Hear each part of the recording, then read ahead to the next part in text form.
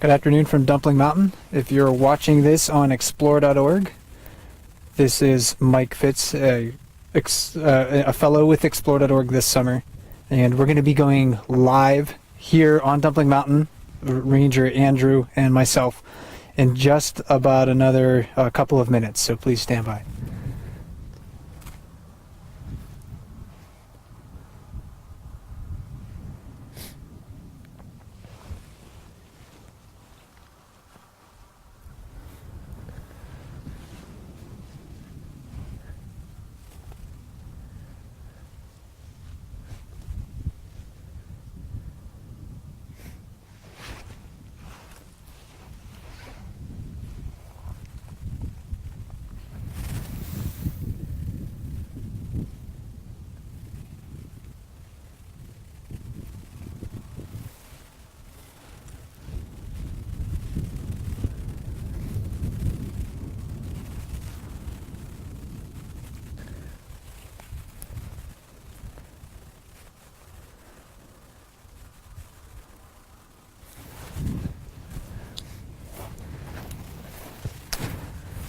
All right, I think we'll get started. Welcome everyone to another live chat on the Bear Cam, brought to you by explore.org. My name is Andrew. I'm a ranger here in Katmai National Park and Preserve.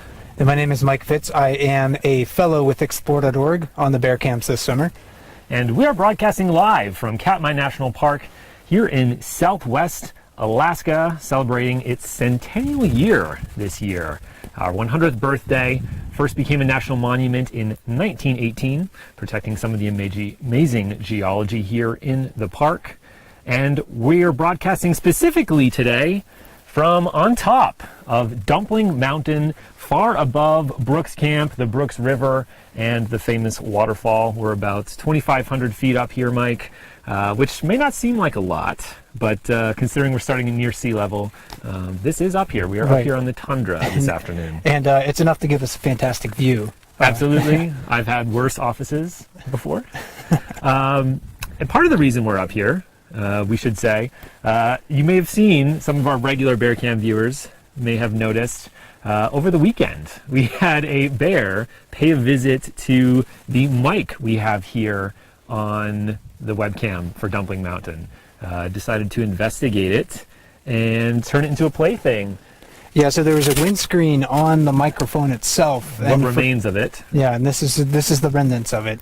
So the bear found that interesting for whatever reason. It didn't actually damage anything else. It just pulled that cover off and kept on going. Yeah, and chewed on it. But there is a pretty great video of that. It was actually captured on the cam, but mostly audio, which I kind of love.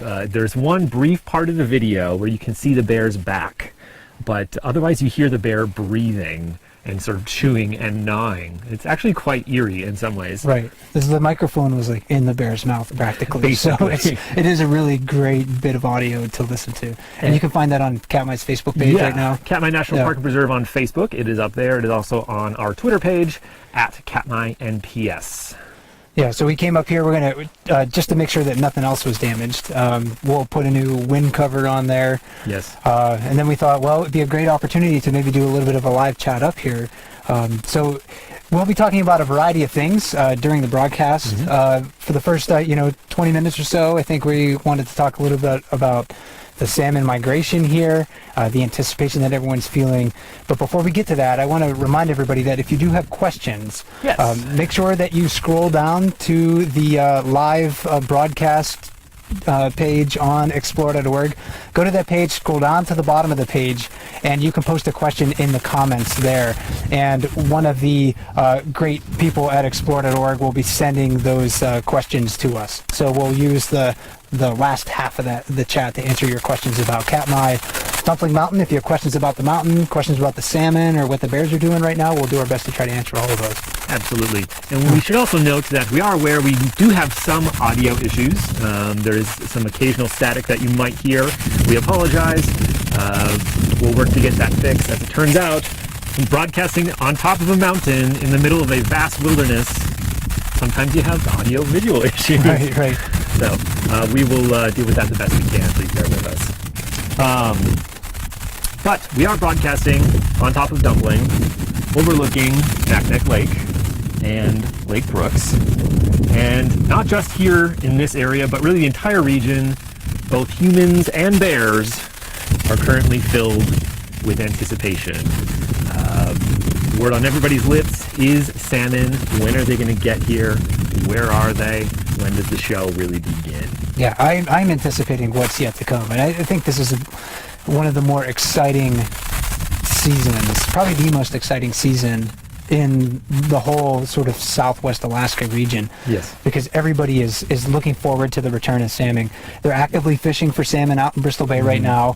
The first sort of trickle of the migration has just entered It's sort of the calm watershed before right the now. storm. Right.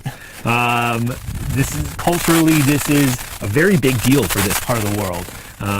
In these communities along Bristol Bay, this is where they make most of their income throughout the year, is salmon fishing, and it all happens in a period of a few weeks. Right. The migration itself takes place within just like a month-long period, like 4 weeks. And the majority of the fish show up, I think, within 2 weeks. So not maybe 2 weeks of today, but it's a really compressed time period where they're migrating. So it's just a huge wave of fish. And I think throughout the whole sort of Bristol Bay area this year, they were expecting around 50 million salmon to return. 51.3 million is the official number coming from the Alaska Department of Fish and Game. Give or take a couple million there. They have a really good idea, but it's going to be a big run this year. And yeah, we should note that it is not always exact. I think last year they had a large prediction and they, no pun intended, blew it out of the water. I think last year they overshot, or the actual run was about 8 million fish larger than what they were predicting. We'll see if a similar trend holds through for this year as well. And we can expect each year anywhere from 1 million to 2 million salmon coming into the watershed that you see behind us. So this is the Naknek Lake watershed that we see behind us over here. So you're looking at the iliac arm of Naknek Lake that starts with an I. So I-L-I-U-K is the name of the iliac arm. And down below us here, Brooks River is what actually separates Naknek Lake from Lake Brooks. So when you're watching the bear cams and you're standing, or you're watching that webcam at Brooks Falls, and you see those fish leaping up into the air, they're moving from Naknek Lake behind us to Lake Brooks, which is over to my left. So it's kind of south of where we're positioned on the mountain right now. But if there's about 1 million salmon that come into the Naknek Lake watershed, we can expect about 20% of those on average to go through the Brooks River and into the Lake Brooks watershed. So about 200,000. Right. 200,000 of those salmon you see at Brooks Falls jumping, some getting caught by bears, others getting caught by other animals, and some make it. Yeah, and they really are the keystone of the ecosystem. It's hard to overstate the importance of salmon to the ecosystem here.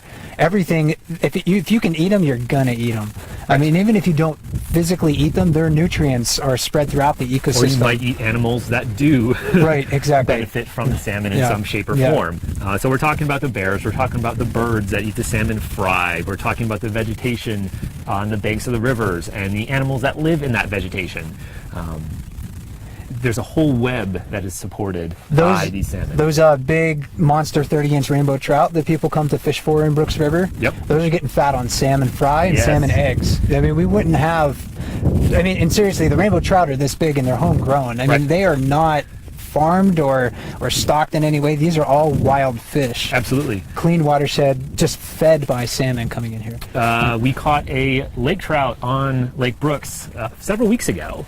And we brought this fish into the boat, and in its gullet, you could see down in there were probably about 3 to 4 dozen little salmon fry, some of which were still flopping around. And it probably had its stomach completely full at the same time too. It just couldn't fit any more in. They were just gorging on these fish. Yeah. And so we should know, just some review for viewers who might not be familiar. The salmon you see coming up the Brooks River at the waterfall, being caught by the bears, that's sort of the climax of a life cycle for them. That's the completion. It's really their life goal. They're almost towards the end, right? Exactly, yeah. This is the end of their journey. So when we see those fish jumping at the waterfall, it's a one-way trip for them. I mean, they went out to the ocean, They're coming back right now to spawn and to die, and that's a life strategy called anadromy. Yes. So they basically are born in freshwater. They go out into the ocean, gain most of their body mass out there. Actually, more than 99% of their Yes. body mass is gained out in the open ocean, and they come back here to spawn and to die. So it's a one-way journey for them once they get back. They do this really remarkable thing where they're out in the open ocean, circling around in the Gulf of Alaska for a number of years, and they're able to make their way here back to what we call their natal stream, the same exact stream, sometimes the same gravel bed where they were born. A pretty remarkable journey. It really, I do compare it to a true Odyssean voyage. Yeah. It is a real epic adventure that they're going on, and they're running basically at almost every stage of their life. They're running a gauntlet of predators. From the moment those eggs are laid, there's things downstream that are looking to catch any leg or any egg that doesn't sink down to the bottom of the nest that the female digs. When they're migrating, you witness that lake trout that had its gullet full of salmon fry. So when they're fry, they're getting eaten by a variety of creatures. When they become smolt and they run out to sea, they are also being targeted by birds and fish and beluga I whales. think upwards of 90% of initial batch of eggs, say 4,000 eggs that are laid in a river, 90% of those will not make it to the sea. They'll have been consumed or killed at some point when they're eggs or fry. And those eggs in particular are particularly delicious. I think they have about 3 times as much fat, pound for pound, as the flesh of actual salmon. I think it's actually more. Is it more I think than it's that? more like six times Okay. more. Yeah, Yeah. because it's basically like fish oil. Right. There's nothing else in it but oil. So it is extremely calorie rich. Absolutely. So they are doing this remarkable transformation and cycle, coming back home. This is sort of the climax, and we were joking sort of on the way up here that we were tired hiking up this mountain with camera equipment. But they're true athletes. I think by the end of their life cycle, a successful sockeye salmon, say that 3 times fast, will have traveled about 7,000 miles. And one of the really remarkable things about this journey too is that once they re-enter fresh water, they're not eating. Yes. Their physiology doesn't completely kind of shift back to that freshwater existence, and there's not a whole lot of food for them to actually eat in the freshwater anyway. That's kind of like the main reason, at least biologists think, that they have evolved this life strategy. Go out to the sea, get fat there, get big, bring that energy back to fuel your spawning event. So they're not eating when they enter fresh water. And the fish that we see in Brooks River spawning in September will get here in July. So they're just kind of biding their time for 2 months without eating at all. Their bodies basically begin to consume themselves, and in the lead up to spawning, they actually change color. Their scales will absorb into their bodies, so they'll turn in a matter of weeks from this bright silver color with a darker stripe on top to almost a blood red with a green head. In this period of a few weeks, aesthetically, they almost look like a completely different species, a completely different creature.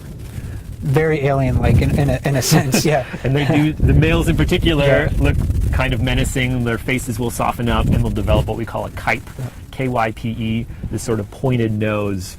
And it is mildly scary looking. And they have, and big teeth too. Their jawline sort of recedes a little bit, and then their teeth actually protrude even more. And I've never been unfortunate enough to get cut by one of those teeth, but I've talked to people who have, and they say they're very, very sharp when they're in their spawning phase. Absolutely. At some of the markets in Naknek and King Salmon, the Bristol Bay communities, you can buy salmon earrings, and they have salmon teeth on them, and they're not small. They're quite large. And I think the big ecosystems like what we have here in Katmai are protecting really clean watersheds for these fish. I mean, the only development really on Naknek Lake, which the big lake behind us, is what we find at Brooks River. So, and there's quite a bit of development around Brooks River. It's not just a completely wilderness spot. I mean, there's diesel generators that we have. There's vehicles that we drive around, but for the most part, I mean, this is a remarkably untouched ecosystem. It is wild. It is vast. And I think that's someone like me who grew up in Pennsylvania, where the rivers essentially are engineered, and Right. you know, they have dams on them for travel, you know, for boating, for flood control. I mean, these rivers and lakes here are completely wild. This is a very special place for that reason, among others. And it is home to this massive migration of this fish that supports really an entire region, entire species depend on these fish. And so while we see them coming up on the cams in the next few weeks, particularly the underwater cam, I'm looking forward to seeing the fish underneath there. There's this really remarkable context for them. This is sort of, again, the climax of the journey. And we had mentioned, Mike, so the Alaska Department of Fish and Game is predicting 51.3 million fish this year coming up. We've already had about 1 million of those come through. That's for all of Bristol Bay, not just this watershed. But 1 million of those have already come up. So we're expecting, if that is true, about 50 million more. Right. The flood has not crested yet. It's still, we're in the very early stage of that. And we're getting closer by the day. We don't know which day in particular might be that tipping point. But for the Naknek drainage, which again is the one behind us, I think there's been a total escapement, and that's the term, escapement, for fish that are not caught in nets or by any other means. I think total there's been a cumulative escapement of about 6,000, but about 3,600 of that, so over half, came yesterday, June 24th.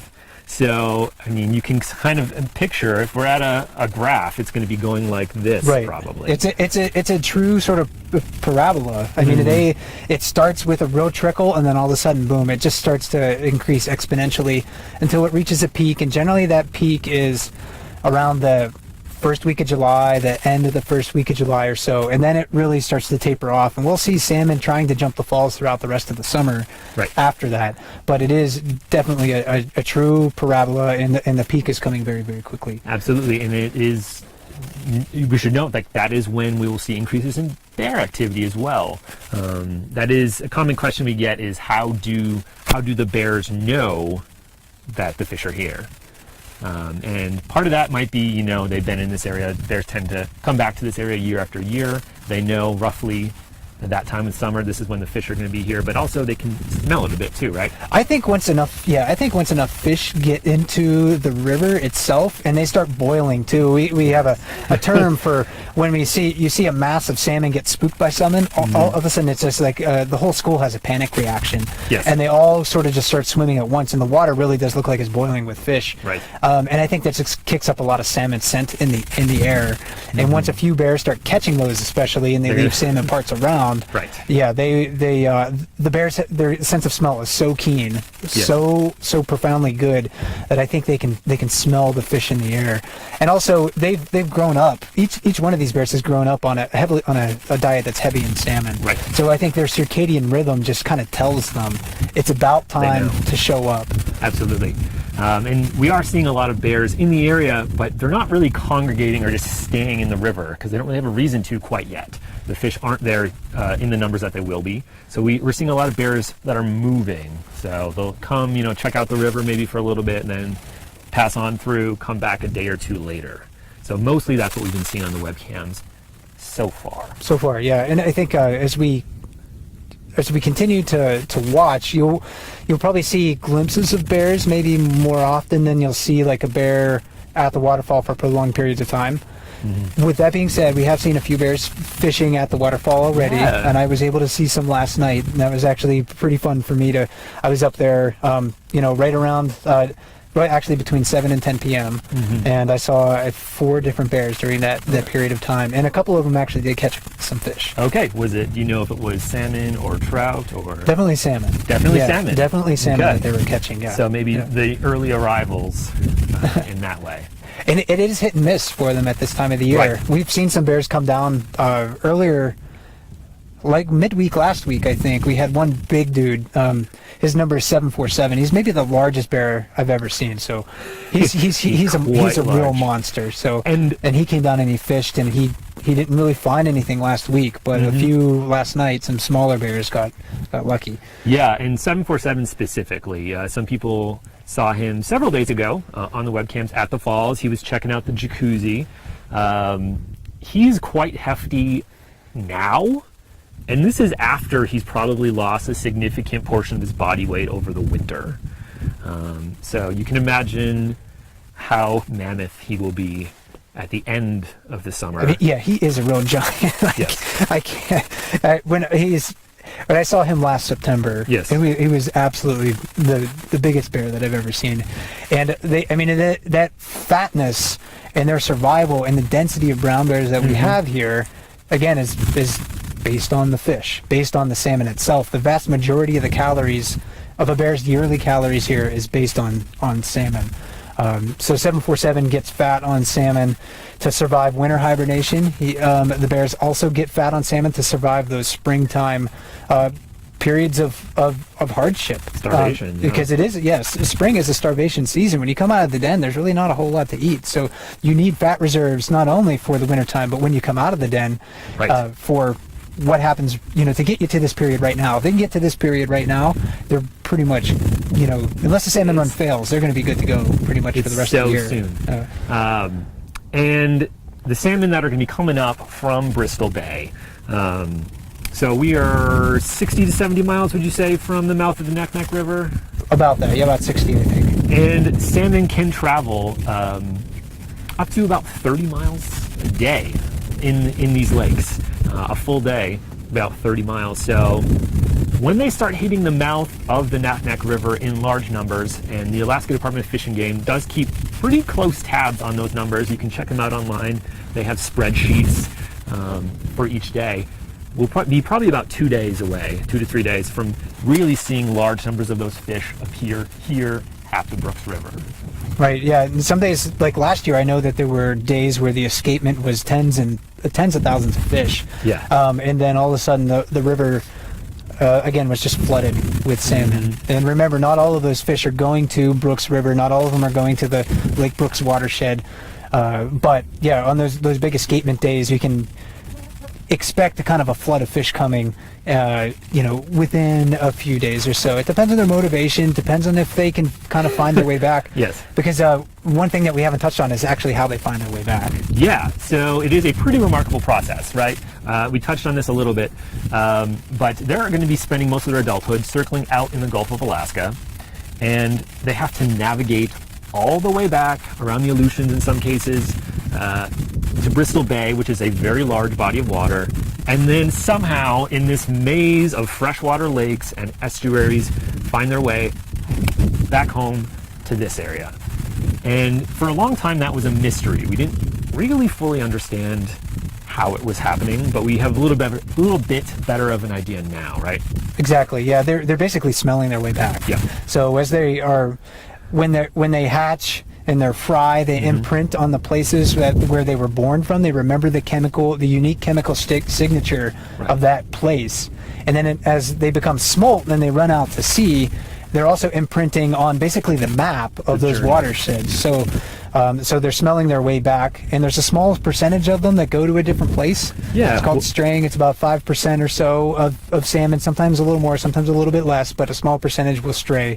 But that's how they're finding their way back. They're smelling their way back into this environment. So if you can imagine smelling your way to your house from across the neighborhood, it's not something I think I could do, but...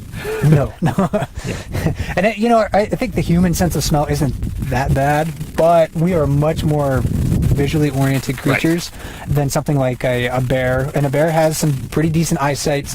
People who say that, there's that myth that still hangs around that bears have poor eyesight. That's not really true, but they rely on their sense of smell more than that. And then the fish, when they're coming back, the salmon, when they're coming back to these areas, are relying on their sense of smell, primarily when they get into these freshwater environments to find their way back. And you will see, when salmon begin to congregate at the mouth of the river, they will sometimes hang out there for a few days, waiting for the water to be what they deem is the right temperature, for it to feel exactly right, and then they'll be like, okay, this is it, feeling comfortable about this, I'm going to make that leap, go up the river. And you also see some salmon, when they're sort of entering streams or rivers, be like, nope, this isn't it, this doesn't smell right, this is not the right stream.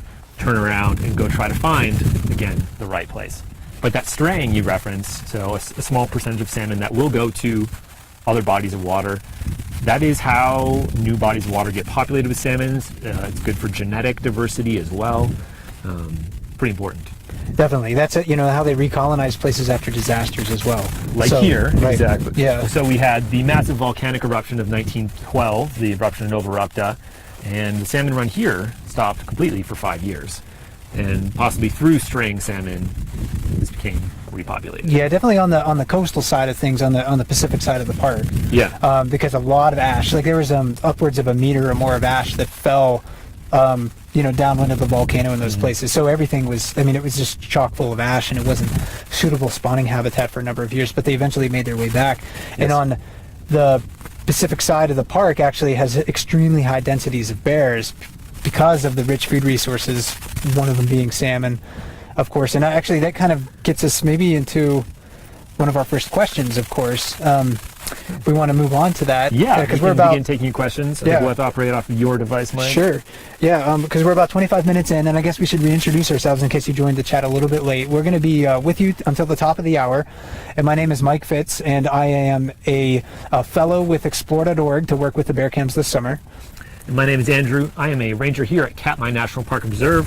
And again, if you're just joining us, we're broadcasting live from above the Brooks River, above Brooks Camp, on top of Dumpling Mountain. Yeah, and this is such a great panorama. There's a million things that we could talk about up here. One of the first questions that we have here is actually just about the whole of the park. How many bears do we have in the whole of the park? Because we have a lot of bears down at Brooks River below us here, but we have again this vast wilderness panorama, and there's bears basically across every portion of it. So, and I always think this is very funny because the Brooks River area is remarkable. It is amazing. It is incredible, fantastic bear viewing, but it is a relatively small part of a very large park. Katmai is the size of Yellowstone and Yosemite combined, roughly, and most of it is wilderness, so it is vast. Speaking specifically to the bears of Brooks River, though, we have about 49 individual bears that were seen during July of last year using the river, and about 36 individual bears that were seen using the river in September. But again, this is just this area. Right, and then across the whole park, a couple thousand, give or take. 2,000 is what I've been hearing. Yeah, and we haven't run a population estimate since, or I shouldn't say we, because I wasn't a part of it. The park, You specifically did a survey. Bears returned the survey. Right, I just went around and counted them all. Yep. But the National Park Service flew some aerial surveys in 2006 or 2007, if I remember correctly, and it was about 2,200 bears at that time. So, and on the Pacific side of the park, very, very high densities of bears. Really anywhere, again, where you find salmon congregating, that's where the bears are going to be congregating as well. So Katmai has more brown bears certainly than any other national park in North America, perhaps the world too. There may be some places in Kamchatka that I don't know that rival that. Kamchatka, for folks who don't know, is on the eastern side of Russia, sort of the other side of the Bering Strait from Alaska. Yeah, similar habitats, volcanoes, salmon, brown bears over there. But this is one of the most productive brown bear habitats that you could make. You couldn't really design better brown bear habitat than what we have right here. And it's also unique, so we have these 2,000 brown bears roughly in the park, and they congregate in ways here that you don't really see other places. It's all about the food. They're willing to tolerate other bears at closer proximity. You don't see that in places in the interior of Alaska. They're a lot more wary of other bears and people in those places. And since we're on the topic of bears, people were kind of wondering if we saw any critters hiking up the mountain today. As far as like big bears, we didn't see any bears on the way up. We did not. We were looking. Of course, when you're hiking in bear country, you want to make sure that you're not surprising bears. So it was important for us in areas where the visibility was limited to make sure we were calling out periodically. Out on open tundra like this, where we can have good lines of sight, you don't need to, scream your head off or anything like that. But when we were in some more brushy areas at lower elevations, we definitely tried to make a little bit of noise so we weren't a surprising yodel bears. every now and then, Right. just to let the bears know you're coming, announce your presence, so you don't surprise anybody. So, and we should note that, again, yesterday we did have the mic on the dumpling cam, or a few days ago rather. The cover was torn off by a bear that was curious up here, just found it something fun and playful.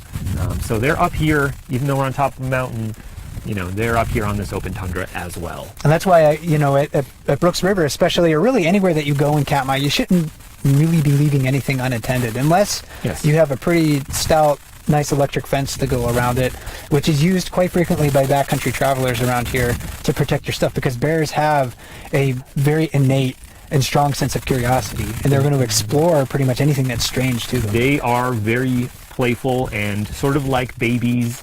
They explore the world with their mouths. They like to, they'll smell things quite vigorously and find things. They can seek things out, but once they come upon them, they like to taste it. They like to chew on things.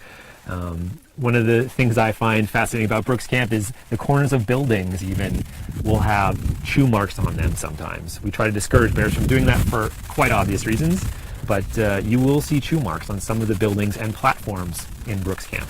I'm actually a little surprised that we haven't had more bears investigate sort of like the infrastructure on this webcam up here. It's pretty prominent. It's mostly made of metal, so Not super tasty. right, Yeah. right. So, but yeah, we try to keep it kind of compact and tight without a lot of loose things hanging around, so it doesn't attract the curiosity of any bears kind of wandering to this Yeah. spot. I don't know if you noticed any other wildlife on the way up. I mean, I was hearing fox sparrows and some. I heard a hermit thrush. There's some pipits that I was hearing calling as we were setting up, but it was a pretty quiet hike overall. The only other wildlife I saw specifically was a ground squirrel up here near Oh right, how could I forget? Yeah, near where we are broadcasting from Yeah. right now, that I don't think was very happy that we were sort of in its space. We do have the Arctic ground squirrels up here, looking very similar to marmots that people might be familiar with on top of other mountains. And if you do, if the webcam up here, the Dumpling Mountain cam, is panning around, and you see sort of what looks like a small furry critter running on the ground grazing, it's probably an Arctic ground squirrel. Probably, yep. So just a few pounds. They're not very big, But they can squawk quite loudly, Right. as we were experiencing. and this one I think has actually found a home underneath sort of like the infrastructure itself. So it just decided to dig a hole under there. And when we sat down earlier to eat our lunch, it let us know that it was surprised that we were there, and was maybe warning its comrades in the area that there could have been something dangerous around. I love that. Do we have any other questions, Mike? Yeah, we definitely have quite a few in our queue here. Before we move on from animals, Yeah. let's see. Have we seen any new cubs yet this year? I have not Okay. seen any Cubs of the Year or Spring Cubs. The only Cubs I've seen so far have been yearlings, specifically the Cubs of Bear 435, nicknamed Holly. Those yearlings are quite large. I noticed how tall they were. That was the first thing I noticed. And then we also had the subadults that are recently emancipated, so may have been with mom at the start of the spring or the start of the summer a few weeks ago, and are now independent. I haven't seen any new cubs, though. No, neither have I, and I haven't actually heard of any reports. That doesn't mean that they're not going to be around. They're not around. I just personally haven't heard of any. And generally, they're like the last sort of like group of bears to Yeah. show up at Brooks River. We see, the adult males, the adult females, the juveniles, the subadults showing up, females with older cubs, but it Right. seems like those younger spring cubs, those are the last ones to show up. And as you were saying that, I was thinking back to last year. I don't think I saw spring cubs personally until probably the maybe first week of July, the first few days of July last year. And if you think about it, they're going to the river for food, and we know that female bears in particular with cubs will go out of their way to avoid some of the larger males. So if that's where bears will be congregating, they may not show up till they absolutely have to, till the food is actually there for them. Right, and the cubs too. It's especially they're especially vulnerable. They're small, Right. and when they're born in midwinter, so January-ish, maybe early February, and they're only about a pound. Yeah, So like a can of soup. right, like, exactly. Yeah, just go home, pull out a can of tomato soup out of your. Or a can of crushed tomatoes or whatever they have in your pantry. That's a bear cub when it's born. So again, we were talking about 747 earlier. Giant bear, going to be over 1,000 pounds probably in the fall easily. He was once the cutest, tiniest little baby bear you've probably ever seen. And they start out as that can of soup, and by the time they emerge from the den, and they're trotting around in May or June, maybe the size of a terrier. So they grow relatively quickly. And bears in particular, they have a very short gestation when they're actually in the womb. So they develop very quickly over the first 6 months of a year.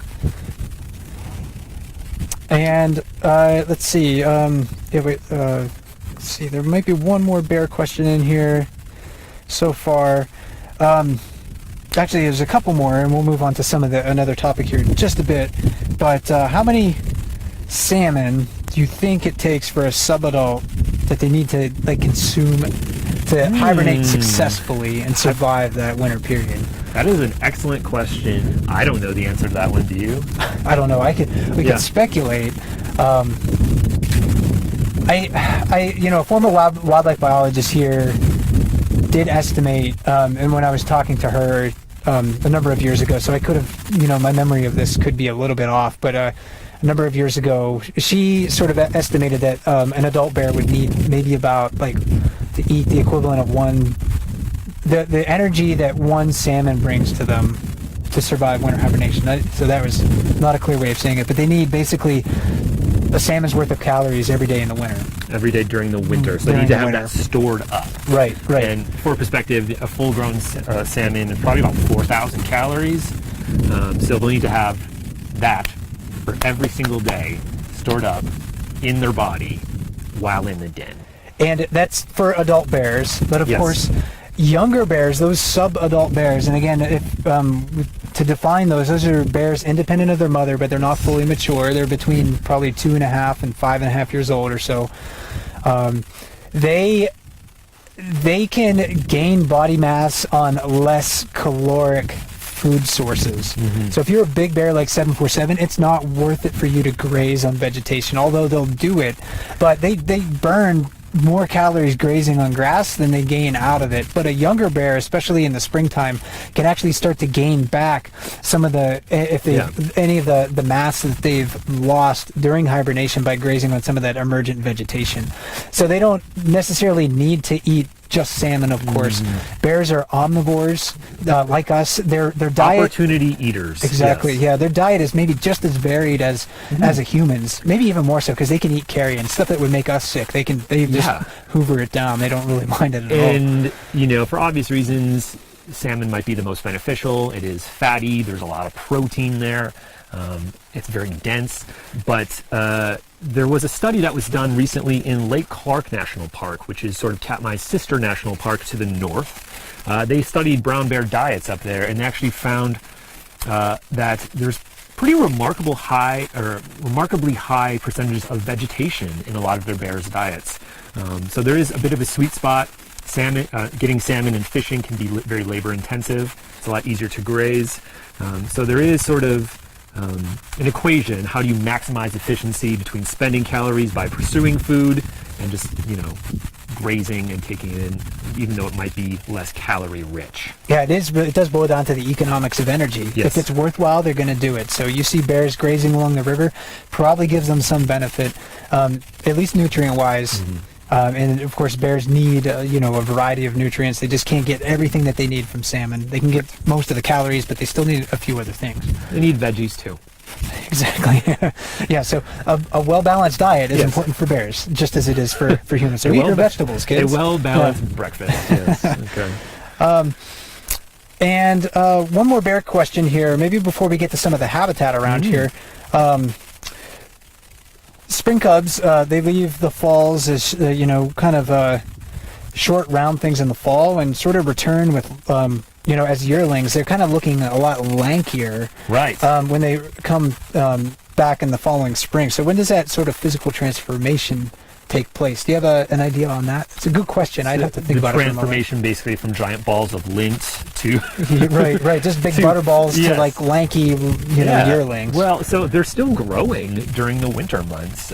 So that's always fun to visualize. If a family dens together and things are tight in the beginning, by the end of winter, things can be even more tight because the creatures inside of that den have grown, which is interesting to think about. Right. Yeah. So they're coming out of the den. Yeah. A lot of that shape has already taken place. That sort of transformation, because they are. When you see the spring cubs, they have the highest probably growth rate of any age class of bear. Again, a pound when they're born. They go into their den, they're going to be over 60 pounds. Yep. So a tremendous growth increase, and they just look like balls of fat in the fall, just furry balls of fat. And then when they come out, they look kind of thin and lanky. And I remember that specifically watching Bear 128's cubs. You see them, one day, and then you see them a week and a half later, and you're like, are those the same bears? Yeah, they just grow very, very quickly. So.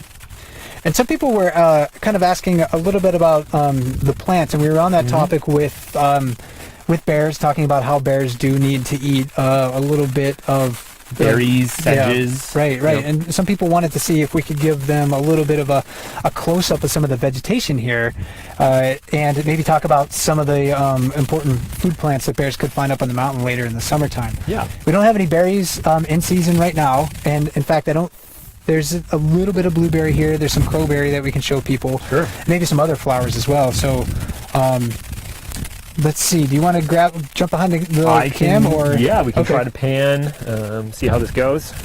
Yeah. So bear with us, everybody, as we pan over. We're going to try to zoom in. There's actually a really nice patch of small flowers right here.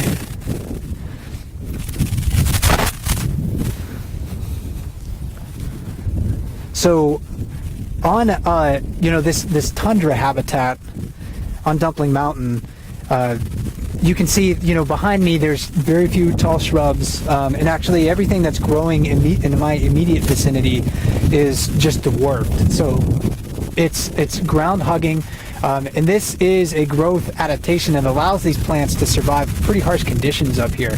It's very windy up here. It's often very cool, and especially in the wintertime, when this area is windswept and there's not a lot of snow cover, you don't want to be a tall plant because you can easily get pruned in those environments. Your stems can become desiccated, they can dry out.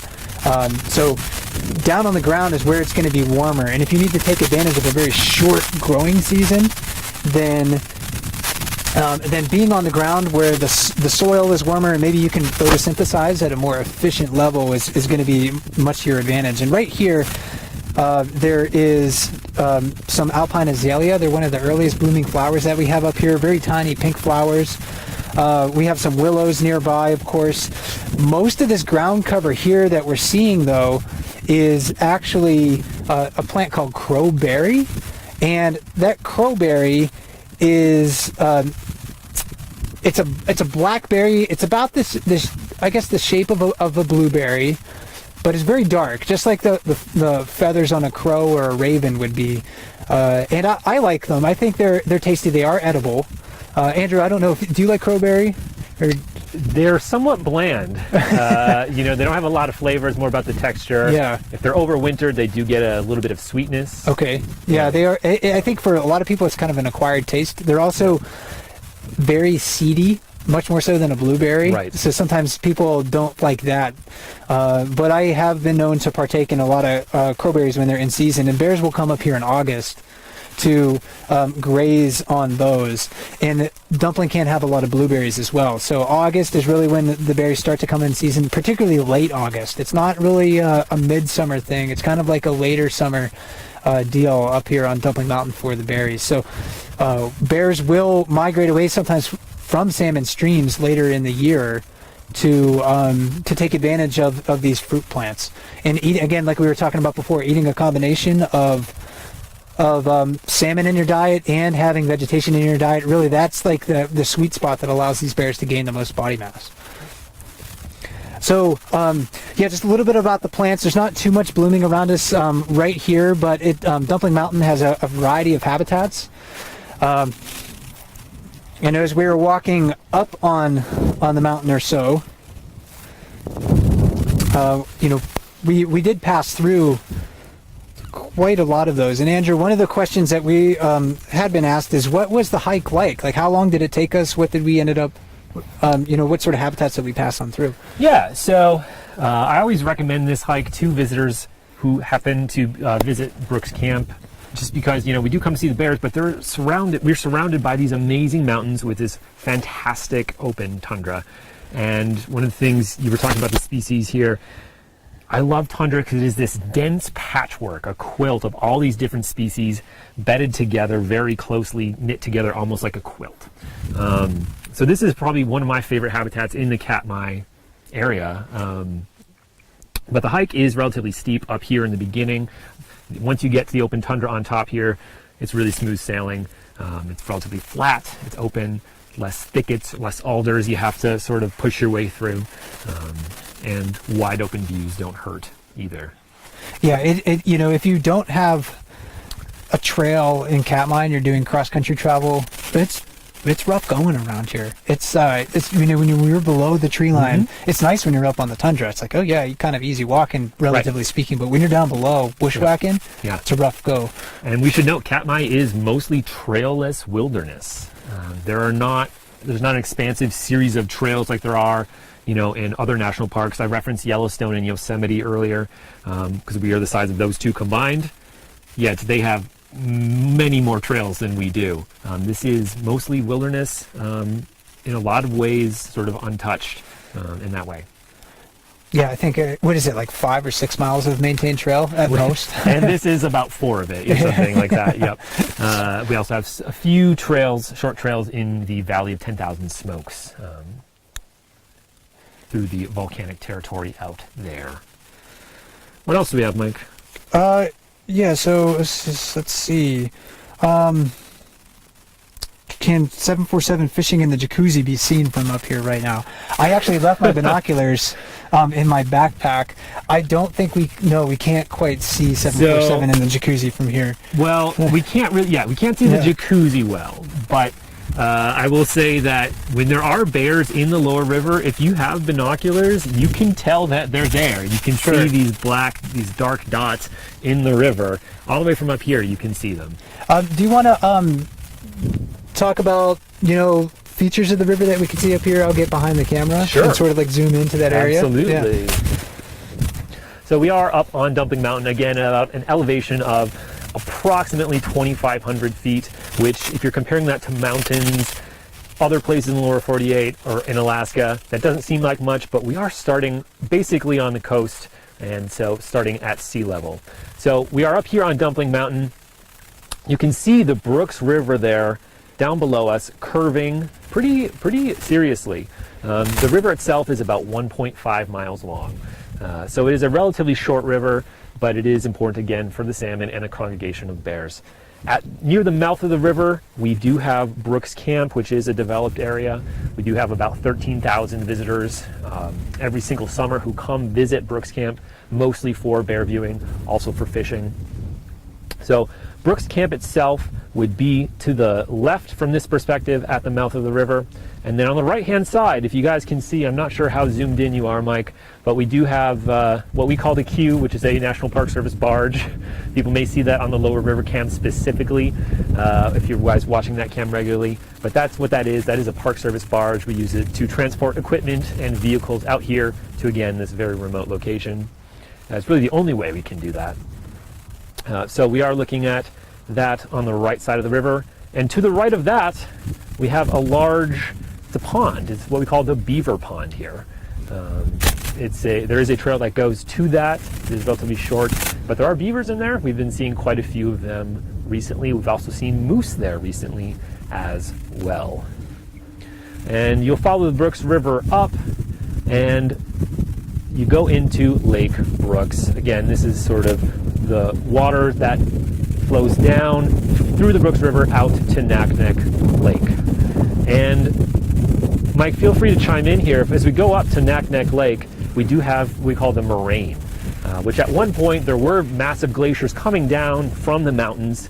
It basically made what we call a moraine, which is a large sort of, as the glacier moves, it pushes up boulders, rocks, silt, sediment, basically compiling it at the toe of the glacier, and that is a remnant of that. And then at one point in time, water broke through that, and so there is a gap breaking or connecting the iliac arm and the rest of Naknek Lake there. Yeah, Katmai's landscape is highly glaciated. Yes. It is, as much of a Ice Age landscape as pretty much anything else. Right. And we can see that in the, sort of the flowing tundra up here. This was carved and sculpted by glaciers. Right. Smoothed out. The last major, of course, advances of ice that created that moraine behind us, they weren't big enough to overtop Dumpling Mountain. Right. But during the peak of those Pleistocene ice ages, or even prior to that, Dumpling Mountain was completely overridden by ice. So, and if you were to go back 30,000 years ago, this would have been an island in a sea of ice around here. Yeah. So the glacial history here is very profound. It's kind of laid bare on the landscape. It's easy to see those features. So Yes. Naknek Lake itself, the iliac arm actually is the deepest portion of Naknek Lake, and it's several hundred feet deep. I think it's maybe over 500 feet deep in its deepest spot, and it was just repeatedly gouged by glaciers. You had so much ice coming from the Aleutian Range behind us. It was just forced through that valley, and it just kept scooping it out with each repeated pass. And now it's well below sea level because the elevation of Naknek Lake's only like 60 feet above sea level or so. So it is very much a glacial feature. Transformed by ice. Yes. We have about 10 minutes left in the chat. I know there's several questions in our queue here that we haven't quite got to yet. And let's see. How long did it take us to get to here?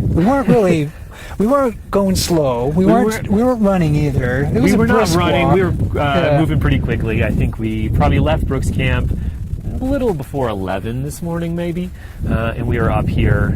I'd say within an hour and a half, 2 hours. Yeah. I think that's a good estimate. I didn't really time it that carefully, so. So yeah, if you were a really fit person and you ran it and you didn't run into any bears that would delay you on the way. We should also note I don't recommend running up this mountain just because you are in pretty densely vegetated bear country. So it may not be the best decision, but you could. Yeah, so it's not that far really. It's probably about 4.5 miles from Brooks River to where we are here by trail. It's shorter as a crow flies, or a raven. There are crows in the park, but we're much more likely to see as the raven flies. Ravens in this area. So not too far from Brooks River. And let's see, how many going back to bears, how many emancipated bears do you think we've seen so far this spring? Emancipated bears. Yeah, it's hard to tell. These newly minted subadults hot off the press. So let's see, we offhand, so bears we see very, very frequently. So some of our most visible bears on the bear cam, I can tell you that bear 128 had 3. Bear 409 had 2 that were emancipated, so there's 5. I believe 854 has since emancipated her 3. Right, we've seen her on her own. So we're already talking about 8 there. And that's in addition to the large cohort we had last year as well. So biologists are telling me that we could have as many as 20 subadults in the area of camp this year. 20 subadults. I'm not sure how many of those, maybe at least half, would be new this year. This would be their first year as a subadult. And also consider that they may not come back to Brooks River. Yes. It's a very good place to fish, but it's not the only place to fish. It's extremely important for bears early in the summer and late in the season, but bears can make a living elsewhere too. Remember, we mentioned there's over 2,000 bears in the park, and not all of them come to Brooks River. I also love that phrase, making a living. Right. For bears. And subadults in particular, when they're that age, that's when they sort of go explore and oftentimes will form their new identity. Male subadults in particular tend to move around a lot more. Female subadults may stay in the same range. Yeah, they tend to be homebodies. They tend to establish a home range that overlaps with their mothers, but males, they get wanderlust. Kind of like I did. I left Pennsylvania right after I got out of college, and I never came back to return. And I love Pennsylvania. There's many great things about the state, but I wanted to explore and see, you know, some other parts of North America. So I was fortunate enough to do that and have that opportunity. So I can kind of understand why a male subadult bear might just decide, you know what, I'm going to take a walk. Young man. Yes. And the subadults, north to Alaska. I mean, that's also in line with this sort of subadult personality. They are curious. They love to explore. They love to test their limits and see what they can do, where they can go, and what they can get away with. And I've talked about this on the chats before, but you'll see these subadults on camera sort of, what happens if I run and chase this bear, this larger bear than I am, this sow with cubs? What happens if I approach these people? And you can see these subadults sometimes will approach rangers and they'll just very cautiously, what happens? How is this going to play out? Are you scared of me? Am I scared of you? It's very curious and very much testing their boundaries. Testing their boundaries. Very much so. Yeah. And somebody's actually wondering, and I'll get behind the camera and kind of point this out, but you can talk about maybe where bears go in August. People are wondering about like where the direction of Margot Creek is, so we can kind of give people a rough idea of where that might be. Absolutely. So if you're going to pan over there, Mike, we're going to be looking out that way towards Margot Creek. So as we mentioned, the peak of the salmon run is going to be basically the first 2 weeks in July. And so there's a really dense food source here for that period, but the salmon are continuing their journey. Those that make it past the falls, they're going to continue up to spawn. So they're not going to stay in this area. A lot of those salmon will go up towards Lake Brooks to their natal streams. Others will go towards Margot Creek, which is sort of, if we're looking basically out at Mount Katolanat, which is not a mountain. I realized I didn't mention Mount Katolanat at all, which is this mammoth that sort of looms over Brooks Camp. They're going to head out that way. Fish will be coming in the various tributaries feeding into Naknek Lake at various times. The Savanoski is up further that way as well. Margot Creek is, sometimes you'll hear us talking about it on the bear cams, as a place where other bears will go to fish. It's actually becoming increasingly popular with people. Yeah. And with that being said, if you do go to some of these, even Brooks River, you go to these bear watching locations, visitation in Katmai is getting more and more popular. So I think, any place that you go, just think about how you can minimize your impact on the wildlife.